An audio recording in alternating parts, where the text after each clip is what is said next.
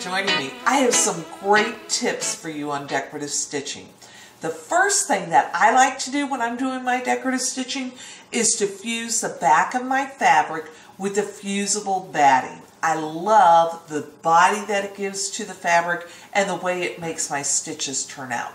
So I've fused my fabric to the batting, and I've used in this case, a chalk marker and a ruler to mark all my lines. And then what you want to do is you want to be sure that when you're stitching, you start at the center. Now these lines are on the diagonal, so I did from one corner to the other, and then the opposite corners here.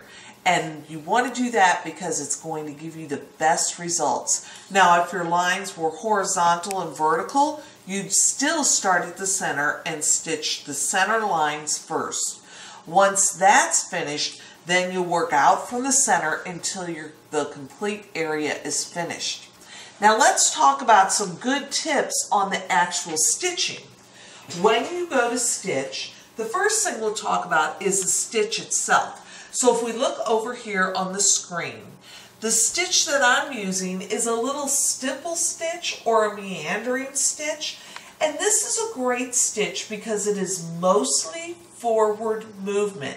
So you're going to be able to get good results with this, even if you haven't practiced a lot of decorative stitching, because most of the movement is forward, making it easier to guide.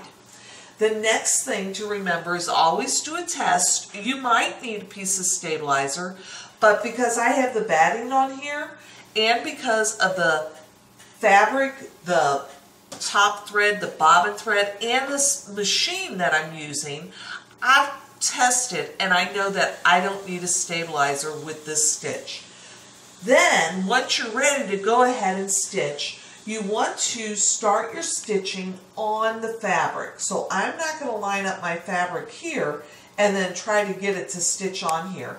I'm always going to make sure that I have enough room on my project that I can set the foot down so the needle will be going in the fabric.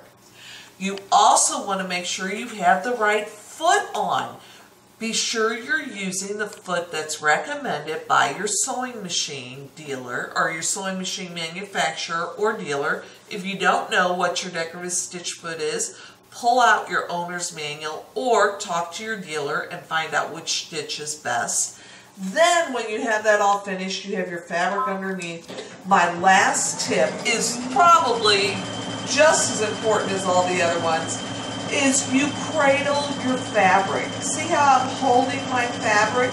Now this is a very tiny piece of fabric, so it doesn't make a big difference, but don't put your hands on top here because that restricts the movement of the fabric. Cradle it.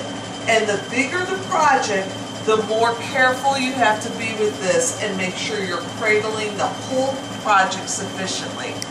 So sit back, relax, enjoy your decorative stitches, and watch your projects go from just good to absolutely fabulous because you have perfectly stitched decorative stitches.